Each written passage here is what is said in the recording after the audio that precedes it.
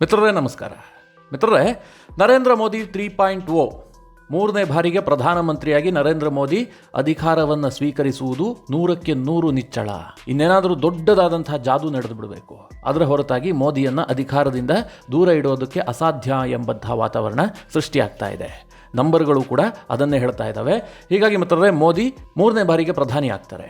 ಆದರೆ ಮಿತ್ರರೇ, ನರೇಂದ್ರ ಮೋದಿ ಅವರು ಅಕ್ಟೋಬರ್ 7ನೇ ತಾರೀಕು 2001ರಂದು ಗುಜರಾತ್ನ ಮುಖ್ಯಮಂತ್ರಿಯಾಗಿ ಪ್ರಮಾಣ ವಚನವನ್ನು ಸ್ವೀಕರಿಸಿದ್ರು. ಸರಿಸುಮಾರು 23 24 ವರ್ಷ ಆಯಿತು. ಈ ಅವಧಿಯಲ್ಲಿ ನರೇಂದ್ರ ಮೋದಿ ಅವರು ಯಾವತ್ತೂ ಕೂಡ ಮಿಲಿಜುಲಿ ಸರ್ಕಾರವನ್ನು ರಚನೆ ಮಾಡಿಲ್ಲ. ಅಂದರೆ ಕೊಯ್ಲೇಷನ್ ಗೌರ್ಮೆಂಟ್ ಮಾಡೇ ಇಲ್ಲ. ಸಂಪೂರ್ಣ ಬಹುಮತದ ಸರ್ಕಾರವನ್ನೇ ಮಾಡಿದ್ದು. ಗುಜರಾತ್ನಲ್ಲೂ ಕೂಡ ಅಷ್ಟೇ. ಅವರು 13 ವರ್ಷ ಗುಜರಾತ್ನ ಮುಖ್ಯಮಂತ್ರಿ ಆಗಿದ್ದರು. ಪ್ರತಿ ಬಾರಿಯೂ ಕೂಡ ಅವರಿಗೆ ಕ್ಲಿಯರ್ ಮ್ಯಾಂಡೇಟ್ ಸಿಗ್ತಾ ಇತ್ತು. ವರ್ಷದಿಂದ ವರ್ಷಕ್ಕೆ ಇನ್ಕ್ರೀಸ್ ಆಗ್ತಾ ಇತ್ತೇ ಬಿಟ್ಟರೆ ಬಹಳ ಏನು ಕಷ್ಟ ಆಗಿರಲಿಲ್ಲ. ಆದರೆ ಮಿತ್ರರೇ, 2014ರಲ್ಲಿ ಲೋಕಸಭೆಗೆ ಪ್ರವೇಶ ಮಾಡುವಂಥ ಸಂದರ್ಭದಲ್ಲೂ ಕೂಡ, ಅಂದರೆ ಅವರು ಪ್ರಧಾನಮಂತ್ರಿ ಅಭ್ಯರ್ಥಿಯಾಗಿ ಪ್ರವೇಶ ಮಾಡುವಂಥ ಸಂದರ್ಭದಲ್ಲೂ ಕೂಡ ಜನ ಏನು ಅಂದ್ಕೊಂಡಿದ್ರು, NDA ಗೌರ್ಮೆಂಟ್ ಬರುತ್ತೆ. ಆದರೆ ಮತದಾರ ಏನು ಮಾಡಿದ್ದ, BJPಗೆ ಕ್ಲಿಯರ್ ಮ್ಯಾಂಡೇಟನ್ನು ಕೊಟ್ಟಿದ್ದ. 282ರಲ್ಲಿ ಗೆದ್ದಿದ್ರು. ಯಾರ ಕೈಕಾಲು ಹಿಡಿಯುವಂಥ ಪರಿಸ್ಥಿತಿ BJPಗೆ ಇರಲಿಲ್ಲ, ಮೋದಿಗೂ ಇರಲಿಲ್ಲ. 2019ರಲ್ಲಿ ಈ ನಂಬರ್ ಇನ್ನೂ ಇನ್ಕ್ರೀಸ್ ಆಗಿತ್ತು. ಮೋದಿ ಏನು ಬೇಕಾದರೂ ಮಾಡಿದ್ರು ಜಯಿಸಿಕೊಳ್ಳುವಂಥ ಕೆಪಾಸಿಟಿಯನ್ನು ಮತದಾರನೇ ಕೊಟ್ಬಿಟ್ಟಿದ್ದ. ಆದರೆ ಈ ಬಾರಿ ಹಾಗಿಲ್ಲ. 2024ರಲ್ಲಿ ಕಂಪ್ಲೀಟ್ ಚಿತ್ರಣವೇ ಬದಲಾಗಿ ಹೋಗಿದೆ. ಜೂನ್ 3ನೇ ತಾರೀಕು ಏನು ದೇಶದಲ್ಲಿ ಚಿತ್ರಣ ಇತ್ತು, ಅದು ಜೂನ್ 4ನೇ ತಾರೀಕು ಸಂಜೆ ಅಷ್ಟೊತ್ತಿಗೆ ಇಲ್ಲ. ಇಷ್ಟು ದಿನ BJP ಗವರ್ನಮೆಂಟ್ ಅಂತ ಹೇಳ್ತಾ ಇದ್ದವರು ಈಗ NDA ಸರ್ಕಾರ ಅಂತ ಹೇಳುವ ಪರಿಸ್ಥಿತಿಗೆ ನರೇಂದ್ರ ಮೋದಿ ಅವರು ತಲುಪಿದ್ದಾರೆ. ಇಡೀ BJP ತಲುಪಿದೆ. ಈಗ ನರೇಂದ್ರ ಮೋದಿ ಅವರು ಸರ್ಕಾರವನ್ನ 100 and 200% ರಚನೆ ಮಾಡ್ತಾರೆ. ಮೋದಿ ಅವರೇ ಪ್ರಧಾನಿ ಆಗ್ತಾರೆ. ಇದರಲ್ಲಿ ಯಾವುದೇ ಅನುಮಾನ ಇಲ್ಲ. ಕೆಲ ವಾದಗಳು ಮಾಧ್ಯಮಗಳಲ್ಲೂ ಬರ್ತಾ ಇದೆ. ನಾನು ಕೂಡ ನಿನ್ನೆಯಿಂದ ಸಾಧ್ಯತೆಗಳ ಬಗ್ಗೆ ನಿಮಗೆ ವಿಡಿಯೋ ಮಾಡಿ ತಿಳಿಸಿದ್ದೆ. ಚಂದ್ರಬಾಬು ನಾಯ್ಡು ಹೋಗಬಹುದಾ, ಅವರಿಗೆ ಯಾವ ಆಫರ್ ಕೊಡಬಹುದು, ಪ್ರಧಾನಮಂತ್ರಿ ಆಫರ್ ಕೊಡಬಹುದಾ, ಹಿಂದೆ ದೇವೇಗೌಡರ ಕಾಲದಲ್ಲಿ ಏನಾಗಿತ್ತು, ಇದನ್ನೆಲ್ಲ ನಿಮಗೆ ತಿಳಿಸಿದ್ದೆ. ಮಿತ್ರರೇ, ಆ ಯಾವ ಸಾಧ್ಯತೆಗಳು ಕಂಡು ಬರ್ತಾ ಇಲ್ಲ. JDU ಮತ್ತು TDP ಇಬ್ಬರು ಹೊರ ಹೋದರೂ ಕೂಡ ಸರ್ಕಾರದಿಂದ BJPಯನ್ನು ದೂರ ಇಡೋದು ಅಷ್ಟು ಸುಲಭ ಇಲ್ಲ. ಇದು INDIA ಕೂಟಕ್ಕೂ ಗೊತ್ತು, ನಿತೀಶ್ ಕುಮಾರ್ಗೂ ಗೊತ್ತು, ಜೊತೆಗೆ ಚಂದ್ರಬಾಬು ನಾಯ್ಡುಗೂ ಕೂಡ ಗೊತ್ತು. ಹೀಗಾಗಿ ಮಿತ್ರರೇ, ನರೇಂದ್ರ ಮೋದಿ ಅವರು ಪ್ರಧಾನಿ ಆಗ್ತಾರೆ ನಿಜ. ಆದರೆ ಮೋದಿಗೆ ಏನೆಲ್ಲ ಸವಾಲುಗಳಿದೆ, ಮೋದಿ ಆಡಳಿತ ಹೇಗಿರುತ್ತೆ, ಮೋದಿಯವರ ಮೊದಲ ಅವಧಿ ಎರಡನೇ ಅವಧಿಯಲ್ಲಿದ್ದಂತೆ ನರೇಂದ್ರ ಮೋದಿಯವರು ಅಗ್ರೆಸಿವ್ ತೀರ್ಮಾನಗಳನ್ನು ಕೈಗೊಳ್ಳೋದಕ್ಕೆ ಸಾಧ್ಯ ಆಗುತ್ತಾ, ಏನೇನೆಲ್ಲ ಚಾಲೆಂಜಸ್ಗಳಿರುತ್ತೆ, ಮೋದಿ ಅವರು ಎಷ್ಟು ತಗ್ಗಿ ಬಗ್ಗಿ ನಡಿಬೇಕಾಗತ್ತೆ, ಇದೀಗ ಜನರ ಮುಂದಿರುವಂತಹ ಪ್ರಶ್ನೆ. BJP ಕಾರ್ಯಕರ್ತರು, BJPಗೆ ಮತ ಹಾಕದಂಥವರು ಇದನ್ನು ಯೋಚನೆ ಮಾಡ್ತಾ ಇದ್ದಾರೆ. BJPಗೆ ಇನ್ನೊಂದು 30 ಸೀಟ್ ಬಂದುಬಿಟ್ಟಿದ್ರೆ ಇದು ಯಾವ ಸಮಸ್ಯೆ ಇರಲಿಲ್ವಲ್ಲ ಅಂತ BJP ವಲಯದಲ್ಲಿ ಮಾತುಗಳು ಕೇಳಿಬರ್ತಾ ಇದೆ. ಯಾಕೆ ಈ ಪ್ರಶ್ನೆ ಉದ್ಭವಿಸಿದೆ ಕೇಳಿದ್ರೆ, ಬಹಳ ಒಂದಷ್ಟು ಇಂಟ್ರೆಸ್ಟಿಂಗ್ ವಿಚಾರಗಳಿದೆ. ಮೋದಿಯ ಜೀವನದಲ್ಲೇ ಈ ವಿಚಾರಗಳಲ್ಲಿ ಅವರು ರಾಜಿಯಾಗಿರಲಿಲ್ಲ. ಈಗ ರಾಜಿ ಆಗಬೇಕಾದಂತಹ ಪರಿಸ್ಥಿತಿ ಬಂದಿದೆ. ಈ ವಿಡಿಯೋದಲ್ಲಿ ಆ ಬಗ್ಗೆ ಸ್ವಲ್ಪ ಸಂಕ್ಷಿಪ್ತವಾಗಿ ನಿಮಗೆ ವಿವರ ಕೊಡುವಂತಹ ಪ್ರಯತ್ನ ಮಾಡ್ತೀನಿ. ನೀವು ಈ ವಿಡಿಯೋನ ಕೊನೆವರೆಗೂ ಮಿಸ್ ಮಾಡದೆ ನೋಡಿ. ಮಿತ್ರರೇ, ನರೇಂದ್ರ ಮೋದಿ ಅವರ ದೊಡ್ಡ ಸ್ಟ್ರೆಂತ್ ಏನು ಹೇಳಿ? ಗುಜರಾತ್ನಲ್ಲಿ 13 ವರ್ಷ ಆಗಿದ್ದಾಗಲೂ ಕೂಡ ಸ್ವತಃ ಅವರು ಭ್ರಷ್ಟಾಚಾರಿ ಅಲ್ಲ. ಅವರ ಸರ್ಕಾರದ ಮೇಲೆ ಭ್ರಷ್ಟಾಚಾರದ ಆರೋಪ ಬಂದಿರಲಿಲ್ಲ. ಆ ರೀತಿಯಾಗಿ ಅವರು ನೋಡಿಕೊಂಡಿದ್ರು. ಆನಂತರ ಕೇಂದ್ರ ರಾಜಕಾರಣಕ್ಕೆ ಬಂದರು, ದೇಶದಲ್ಲಿ ಪ್ರಧಾನಿಯಾದರು, 10 ವರ್ಷ ಪೂರೈಸಿದ್ದಾರೆ. ಅವರ ಅತೀ ದೊಡ್ಡ ಸ್ಟ್ರೆಂತ್ ಏನು? ಅವರ ಸರ್ಕಾರದಲ್ಲಿ ಯಾರೂ ಕೂಡ ಭ್ರಷ್ಟಾಚಾರದ ಆರೋಪವನ್ನು ಹೊತ್ತುಕೊಂಡಿಲ್ಲ. ಈ ಮಂತ್ರಿ ಇಂತಹ ಭ್ರಷ್ಟಾಚಾರ ಮಾಡ್ದ, ಇಂತಹ ದೊಡ್ಡ ಹಗರಣ ಬಂತು, ಯಾವುದನ್ನೂ ಕೇಳೋದಕ್ಕೆ ಸಿಕ್ಕಿಲ್ಲ. ಇದು ವಿಪಕ್ಷಗಳಿಗೆ ದೊಡ್ಡ ಹಿನ್ನಡೆಯೂ ಕೂಡ ಹೌದು. ಮನಮೋಹನ್ ಸಿಂಗ್ ಸರ್ಕಾರದಲ್ಲೇನಾಯಿತು, ಪ್ರತಿ ದಿನವೂ ಕೂಡ ಒಂದೊಂದು ಹಗರಣಗಳು ಹೊರಬರ್ತಾ ಇದ್ವು. ಮಾಧ್ಯಮಗಳಿರಬಹುದು, ನ್ಯೂಸ್ ಪತ್ರಿಕೆಗಳಿರಬಹುದು, ದಿನವೂ ಹೆಡ್ಲೈನ್ ಸರ್ಕಾರದ ಹಗರಣ ಆಗಿರ್ತಿತ್ತು. ಆದರೆ ಮೋದಿಯವರ ಈ 10 ವರ್ಷದ ಅವಧಿಯಲ್ಲಿ ಇದು ಯಾವುದಕ್ಕೂ ಅವಕಾಶ ಇರಲಿಲ್ಲ. ಇದಕ್ಕೆ ಕಾರಣ ಏನು ಗೊತ್ತಾ? ಇಡೀ ಕ್ಯಾಬಿನೆಟನ್ನು ಮೋದಿ ಕಂಟ್ರೋಲ್ನಲ್ಲಿ ಇಟ್ಕೊಂಡಿದ್ರು. ಹಾಗೆ ನೋಡೋಕೋದ್ರೆ 2014ರಲ್ಲೂ NDA ಮಿತ್ರ ಪಕ್ಷಗಳು ಜೊತೆಗೆ ಇದ್ವು, 2019ರಲ್ಲೂ ಮಿತ್ರ ಪಕ್ಷಗಳು ಜೊತೆಗಿದ್ವು. ಮೋದಿ ಯಾವ ರೀತಿಯಾಗಿ ಸರ್ಕಾರವನ್ನು ರಚನೆ ಮಾಡಿಕೊಂಡಿದ್ರು? ಎಲ್ಲ ಪ್ರಬಲ ಕ್ಯಾಬಿನೆಟ್ ಖಾತೆಗಳನ್ನು ತನಗೆ ಬೇಕಾದಂತಹ ಆಪ್ತರಿಗೆ ಕೊಟ್ಟಿದ್ರು. ಅದಕ್ಕೂ ಮುಂದುವರೆದು ಹೇಳಬೇಕು ಅಂತಂದರೆ, ಕೆಲ ಪ್ರಮುಖ ಖಾತೆಗಳಿಗೆ ತನಗೆ ಬೇಕಾದವರನ್ನು ತಂದರು. ಉದಾಹರಣೆಗೆ ಹೇಳ್ತೀನಿ ಕೇಳಿ. ಅಶ್ವಿನಿ ವೈಷ್ಣವ್ ಅವರನ್ನ ಕರೆ ತಂದರು. ಅವರು ಮೂಲತಃ ಬ್ಯೂರೋಕ್ರಾಟ್. ಹರ್ದೀಪ್ ಸಿಂಗ್ ಪುರಿಯನ್ನು ತಂದರು. ನಿರ್ಮಲಾ ಸೀತಾರಾಮನ್ ಅವರನ್ನು ಕರ್ಕೊಂಬಂದರು. ನಿರ್ಮಲಾ ಸೀತಾರಾಮನ್ ಈ ಹಿಂದೆ ಸೀಸನ್ ಪಾಲಿಟಿಷಿಯನ್ ಅಲ್ಲ. ಅವರೇನು ರಾಜಕಾರಣದಲ್ಲಿ ಎಲ್ಲೋ ಗೆದ್ದು ಬಂದವರು ಹಾಗೇನೂ ಇಲ್ಲ.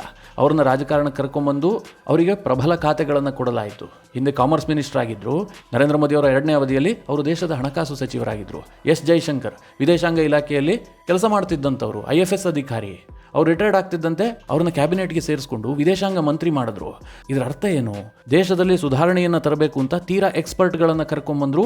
ಅವರಿಂದ ಉತ್ತಮ ಸೇವೆಗಳನ್ನು ಪಡ್ಕೊಂಡ್ರು ದೇಶಕ್ಕೆ. ಇಲ್ಲಿ ಯಾವುದೋ ಕರ್ನಾಟಕದಲ್ಲಿ ಯಾರೋ MP ಗೆದ್ದು ಹೋಗಿದ್ದಾನೆ, 5 ಸಲ ಗೆದ್ದು ಹೋಗಿದ್ದಾನೆ, ಅವನೊಂದು ವಿದೇಶಾಂಗ ಸಚಿವ ಮಾಡ್ತೀನಿ ಅಂತ ಹೋಗಿಲ್ಲ. ಯಾರು ಎಕ್ಸ್ಪರ್ಟ್ ಇದ್ದಾರೋ, ಯಾರಿಗೆ ತಿಳುವಳಿಕೆ ಇದೆಯೋ ಅವರಿಗೆ ಮಂತ್ರಿಗಿರಿಯನ್ನು ಕೊಟ್ಟರು. ಈ ತೀರಾ ಜಾಸ್ತಿ ಸಲ ಗೆದ್ದವರಿಗೆಲ್ಲ ಸ್ಟೇಟ್ ಮಿನಿಸ್ಟ್ರನ್ನು ಮಾಡಿದ್ರು. ಕರ್ನಾಟಕದಲ್ಲೇ ನೋಡಿ ಎಷ್ಟೆಷ್ಟೋ ಗೆದ್ದವರಿದ್ದರು. GM ಸಿದ್ದೇಶ್ವರ ಇದ್ದರು, ಜಿಗಜಿಣಗಿ ಇದ್ದರು. ಇವರಿಗೆಲ್ಲ ಆಗೋಕ್ಕಾಗಿದ್ದೇನು? ಸ್ಟೇಟ್ ಮಿನಿಸ್ಟರ್ ಅಷ್ಟೇ. ಅದಕ್ಕಿಂತ ಹೆಚ್ಚಿಗೆ ದೊಡ್ಡ ಖಾತೆಯನ್ನು ಕೊಟ್ಟು ಸೀನಿಯಾರಿಟಿಗೆ ಬೆಲೆ ಕೊಟ್ಟಿದ್ದು ಆ ರೀತಿಯಾಗಿ ನೋಡೋದಕ್ಕೆ ಸಿಕ್ಕಿಲ್ಲ. ಹೀಗಾಗಿ ನರೇಂದ್ರ ಮೋದಿ ಅವರು ಒಂದು ಎಫಿಷಿಯೆಂಟ್ ಆದಂತಹ ಗವರ್ನಮೆಂಟ್ ಕೊಡೋದಕ್ಕೆ ಸಾಧ್ಯ ಆಯಿತು. ಮಿತ್ರರೇ, ಈ ಎಲ್ಲ ನಿರ್ಧಾರಗಳಿಂದ ಒಂದು ಕಡೆ ಎಫಿಷಿಯನ್ಸಿಯನ್ನು ಜಾಸ್ತಿ ಮಾಡಬಹುದು, ಇನ್ನೊಂದು ಕಡೆಯಲ್ಲಿ ಭ್ರಷ್ಟಾಚಾರವನ್ನು ತಡಿಬಹುದು. ಪ್ರತಿ ಇಲಾಖೆಯೂ ಕೂಡ ತನ್ನ ಕಂಟ್ರೋಲ್ನಲ್ಲಿರುತ್ತೆ ಅಂತ ಮೋದಿ ಅವರಿಗೆ ನಂಬಿಕೆ ಇರುತ್ತೆ. ಹೀಗಾಗಿ ಭ್ರಷ್ಟಾಚಾರದ ಸುಳಿವೇ ಇರಲಿಲ್ಲ. ಈಗ ಮಿತ್ರರೇ, ಚಿತ್ರಣ ಬದಲಾಗುತ್ತೆ. NDA ಮೊದಲನೇ ಅವಧಿಯಲ್ಲಿ, NDA ಎರಡನೇ ಅವಧಿಯಲ್ಲಿ ಕ್ಯಾಬಿನೆಟ್ ಮಂತ್ರಿಗಿರಿಯನ್ನು ಮಿತ್ರ ಪಕ್ಷಗಳಿಗೆ ಕೊಟ್ಟಿರಲಿಲ್ಲ. ರಾಮ್ ವಿಲಾಸ್ ಪಾಸ್ವಾನ್ ಇದ್ದರು, ಅವ್ರು ಹಿಂದಿಂದಲೂ BJP ಜೊತೆಗಿದ್ದರು. ಮೋದಿ ಮತ್ತು ರಾಮ್ ವಿಲಾಸ್ ಪಾಸ್ವಾನ್ ನಡುವೆ ಒಂದು ಉತ್ತಮ ಬಾಂಧವ್ಯ ಇತ್ತು. ಅವರು ತುಂಬ ಸೀನಿಯರ್ ಲೀಡರು, ಹಾಗಾಗಿ ಅವರಿಗೆ ಕ್ಯಾಬಿನೆಟ್ ದರ್ಜೆ ಸಿಕ್ಕಿತ್ತು. ಅವರ ನಿಧನ ಆದ ನಂತರ ದೊಡ್ಡ ಕ್ಯಾಬಿನೆಟ್ ಹುದ್ದೆಯನ್ನು ಯಾರಿಗೂ ಕೂಡ ಕೊಟ್ಟಿರಲಿಲ್ಲ NDA ಮಿತ್ರ ಪಕ್ಷಗಳಿಗೆ. ಈ ಬಾರಿ ಹಾಗಾಗೋದಿಲ್ಲ.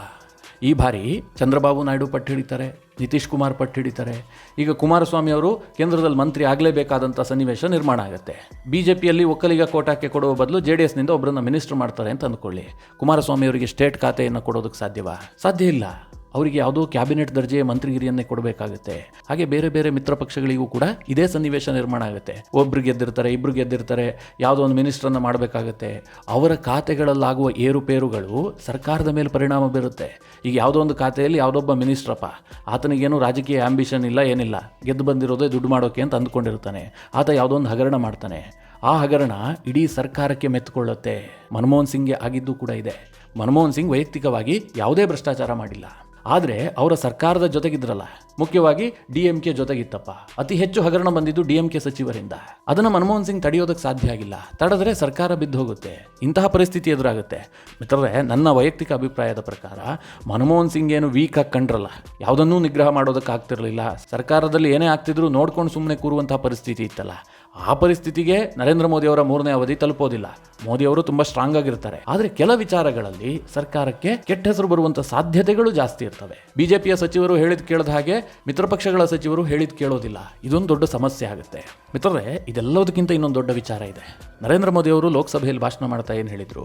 ನಾವು 3ನೇ ಬಾರಿಗೆ ಅಧಿಕಾರಕ್ಕೆ ಬರ್ತೀವಿ, ದೊಡ್ಡ ದೊಡ್ಡ ನಿರ್ಧಾರಗಳನ್ನು ತೆಗೆದುಕೊಳ್ತೀವಿ. ಇದು ಮೋದಿ ಅವರ ಘೋಷಣೆ ಆಗಿತ್ತು. BJP ಕಾರ್ಯಕರ್ತರು ಕೂಡ ಇದನ್ನೇ ಎದುರು ನೋಡ್ತಾ ಇದ್ದಾರೆ. ಮೋದಿ ಏನೋ ದೊಡ್ಡ ನಿರ್ಧಾರ ತೆಗೆದುಕೊಳ್ತಾರೆ. ಆದರೆ ನಿಮಗೆ ಕನ್ಫರ್ಮ್ ಆಗಿ ಹೇಳ್ತೀನಿ, ಮೋದಿಯವರ 3ನೇ ಅವಧಿಯಲ್ಲಿ ದೊಡ್ಡ ದೊಡ್ಡ ಯಾವುದೇ ನಿರ್ಧಾರಗಳನ್ನು ನೋಡೋದಕ್ಕೆ ಸಿಗೋದಿಲ್ಲ. ಯಾಕೆಂದರೆ ಅವರಿಗೆ ಅಷ್ಟು ಸೀಟ್ ಇಲ್ಲ. CAA ಜಾರಿ ತಂದರು, GST ಜಾರಿ ತಂದರು, ನೋಟ್ ಬ್ಯಾನ್ ಮಾಡಿದ್ರು, ಮಹಿಳಾ ಮೀಸಲಾತಿಯನ್ನು ತಂದರು, ಆರ್ಟಿಕಲ್ 370 ರದ್ದು ಮಾಡಿದ್ರು, ರಾಮ ಮಂದಿರವನ್ನು ಕಟ್ಟಿದ್ರು. ಇದೆಲ್ಲ ಯಾಕಾಯಿತು? ಮೋದಿಯವರಿಗೆ ಕ್ಲಿಯರ್ ಕಟ್ ಆಗಿ ಬಹುಮತ ಇತ್ತು. ಜೊತೆಗೆ ಲೋಕಸಭೆಯಲ್ಲಿ ಯಾವುದೋ ಬಿಲ್ ಬಂತಪ್ಪ, ಸ್ವಲ್ಪ ಮತಗಳ ಕಡಿಮೆ ಇದೆ, 3/2 ಬಹುಮತ ಬೇಕಾಗುತ್ತೆ. ಕೇಳಿದ್ರೆ ಮತ ಹಾಕೋದಕ್ಕೆ ಇತರ ಪಕ್ಷಗಳು ಕೂಡ ಇದ್ವು. ಜಗನ್ ರೆಡ್ಡಿ ನಾನು ಹಾಕ್ತೀನಿ ನಿಂತಿದ್ರು. ಇನ್ನೊಂದು ಕಡೆ ಬಿಜು ಜನತಾ ದಳ ಕೇಳಿದ್ದಕ್ಕೆಲ್ಲ ಮತ ಹಾಕ್ತಾ ಇತ್ತು. ಅಂತಹ ಪಕ್ಷಗಳಿದ್ವು. ಅವರು NDA ಪಾರ್ಟ್ ಆಗಿರಲಿಲ್ಲ. ಆದರೂ ಕೂಡ ನರೇಂದ್ರ ಮೋದಿ ಏನು ಯೋಚನೆ ಮಾಡಬೇಕಾದಂತಹ ಸ್ಥಿತಿ ಇರಲಿಲ್ಲ. ಆದರೆ ಇವತ್ತು ಯಾವ ಪರಿಸ್ಥಿತಿಯಲ್ಲಿದೆ? ಸರ್ಕಾರ ರಚನೆ ಮಾಡಿರೋದೇ ಮಿತ್ರ ಪಕ್ಷಗಳ ಸಹಾಯದಿಂದ. ಇನ್ನು ಯಾವುದೋ ದೊಡ್ಡ ನಿರ್ಧಾರ ತೆಗೆದುಕೊಂಡ್ರು ಮಿತ್ರ ಪಕ್ಷಗಳಿಗೆ ಅಸಮಾಧಾನ ಇದೆ ಅಂತ ಅಂದುಕೊಳ್ಳಿ. ಈಗ ಯಾವುದೋ ಒಂದು ನರೇಂದ್ರ ಮೋದಿ ಅವರು ದೊಡ್ಡ ನಿರ್ಧಾರ ತೆಗೆದುಕೊಂಡಿರ್ತಾರೆ, ಒಂದು ಇಂಪಾರ್ಟೆಂಟ್ ಬಿಲ್ ಬಂದಿರುತ್ತೆ. ಆಗ JDU ಅದಕ್ಕೆ ವಿರೋಧ ಮಾಡುತ್ತೆ, ಮತ ಹಾಕೋದಿಲ್ಲ ಅಂತ ಹೇಳುತ್ತೆ. BJPಗೆ ಬೇರೆ ಆಪ್ಷನ್ ಇಲ್ಲ, ಅವರನ್ನು ಮನವೊಲಿಸಲೇಬೇಕು, ಅವರೇ ಮತ ಹಾಕಬೇಕು. ಇಲ್ಲದೆ ಹೋದ್ರೆ ಅದನ್ನು ಪಾಸ್ ಮಾಡ್ಕೊಳ್ಳೋದು ಕಷ್ಟ, ಯಾಕೆಂದರೆ ಬೇರೆ ನಂಬರ್ಸ್ ಇಲ್ವಲ್ಲ. ಇದು ದೊಡ್ಡ ಚಾಲೆಂಜ್ ಆಗುತ್ತೆ. ಹೀಗಾಗಿ ಮಿತ್ರರೇ, ಮೋದಿ ಈ ಬಾರಿ ಏನು ಅನ್ಕೊಂಡಿದ್ರು? ಕೆಲವೊಂದಷ್ಟು ಬದಲಾವಣೆಯನ್ನು ತರಬೇಕು. ನಾವು UCCಯನ್ನು ಜಾರಿಗೆ ತರ್ತೀವಿ, ಯೂನಿಫಾರ್ಮ್ ಸಿವಿಲ್ ಕೋಡನ್ನು ದೇಶದಲ್ಲಿ ಜಾರಿಗೆ ತರ್ತೀವಿ. ಮಿತ್ರರೇ, ಈಗ ಅದು ಅಸಾಧ್ಯ. ಅದಕ್ಕೆ TDP ವಿರೋಧ ಮಾಡಬಹುದು, JDU ವಿರೋಧ ಮಾಡಬಹುದು, ಬೇಕಾದ ಬಹುಮತ ಸಿಗದೇ ಇರಬಹುದು. ಇಂತಹ ಸಂದರ್ಭದಲ್ಲಿ ಕೇಂದ್ರ ಸರ್ಕಾರ ಈ ಯೋಜನೆಯನ್ನು ಜಾರಿಗೆ ತರೋದಕ್ಕೆ ಸಾಧ್ಯ ಆಗೋದಿಲ್ಲ. ಸಮಾನ ನಾಗರಿಕ ಸಂಹಿತೆ ಕನಸಾಗೆ ಉಳಿದು ಬಿಡುತ್ತೆ. ಎರಡನೇದಾಗಿ GSTಯಲ್ಲಿ ಸ್ವಲ್ಪ ಸುಧಾರಣೆ ಮಾಡಬೇಕು ಅಂತ ಕೇಂದ್ರ ಸರ್ಕಾರದ ಉದ್ದೇಶ ಇತ್ತು. ಮುಖ್ಯವಾಗಿ ಏನು, ಇವತ್ತು ರಾಜ್ಯಗಳು ಲ್ಯಾಂಡ್ ವಿಚಾರದಲ್ಲಿ ಏಕಸ್ವಾಮ್ಯವನ್ನು ಹೊಂದಿದ್ದಾವೆ. ಮದ್ಯದ ವಿಚಾರದಲ್ಲೂ ಕೂಡ ವಿಪರೀತ ಟ್ಯಾಕ್ಸ್ ಹಾಕ್ತಾ ಇದ್ದಾರೆ. ಜೊತೆಗೆ ಪೆಟ್ರೋಲ್ ಡೀಸೆಲನ್ನು ಕೂಡ GST ವ್ಯಾಪ್ತಿಗೆ ತಂದಿದ್ದೆ ಆದರೆ ದೇಶದಲ್ಲಿ ಪೆಟ್ರೋಲ್ ಡೀಸೆಲ್ ಬೆಲೆ ಇಳಿಕೆ ಆಗುತ್ತೆ ಎನ್ನುವಂಥ ವಿಚಾರ ಇತ್ತು. ಆದರೆ ಇಂತಹ ನಿರ್ಧಾರಗಳನ್ನು ಕೇಂದ್ರ ಸರ್ಕಾರ ಕೈಗೊಳ್ಳೋದು ಕಷ್ಟ ಆಗುತ್ತೆ. ಮಿತ್ರ ಪಕ್ಷಗಳು ಇದಕ್ಕೆಲ್ಲ ಒಪ್ಪೋದಿಲ್ಲ. ಯಾಕೆಂದರೆ ಅವರೇ ಸ್ಟೇಟ್ ಗೌರ್ಮೆಂಟ್ ರನ್ ಮಾಡ್ತಾ ಇರ್ತಾರಲ್ಲ.